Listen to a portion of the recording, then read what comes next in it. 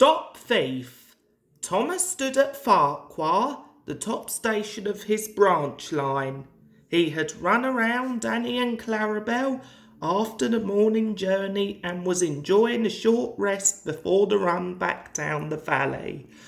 His driver and fireman stood beside his cab, talking to the guard who had brought startling news.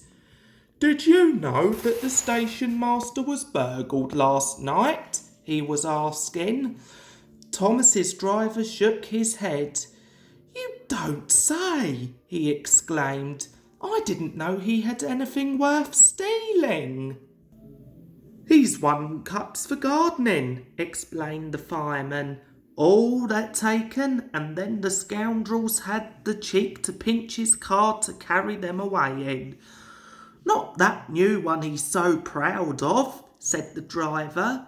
The guard nodded, and at that moment the signal rose to show that the line was clear.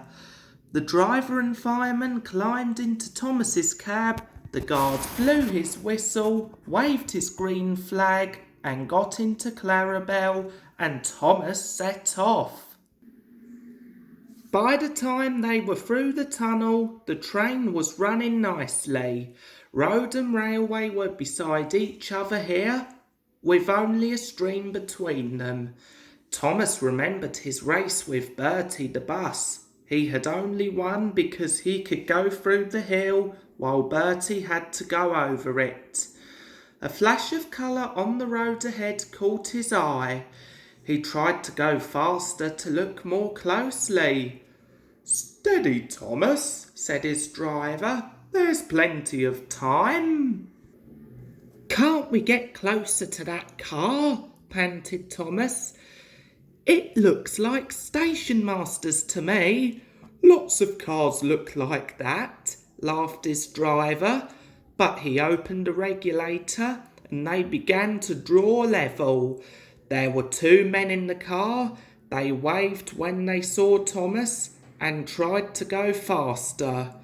"That's the car all right, Thomas," said the fireman, "and those two must be the thieves. But we can't stop them, and they'll be gone long before the next station." "We need a pencil, paper and something to put a note in," said the driver. "We'll throw a message out at the next signal box." Quickly he wrote the note and they put it in the fireman's empty lunch tin. Then, drawing ahead of the car, Thomas whistled to attract the signalman's attention. They slowed so that the fireman could throw the box up to him, and as they went past, both driver and fireman shouted, "Police!" at the top of their voices. By now the stolen car had gone well ahead, and Thomas did not see it again. But the signalman telephoned police headquarters at once, and the thieves were stopped at a roadblock about 10 miles further on.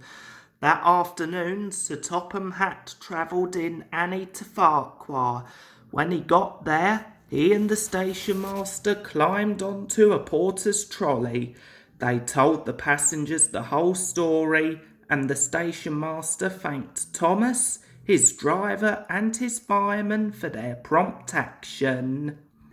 The passengers cheered loudly, and they cheered even more when they heard that the station master's gardening cups had all been found undamaged in a sack in the boot of the car.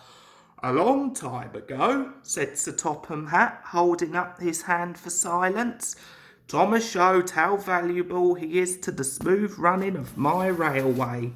I am sure you will all agree that today he has once again proved himself to be a really useful engine."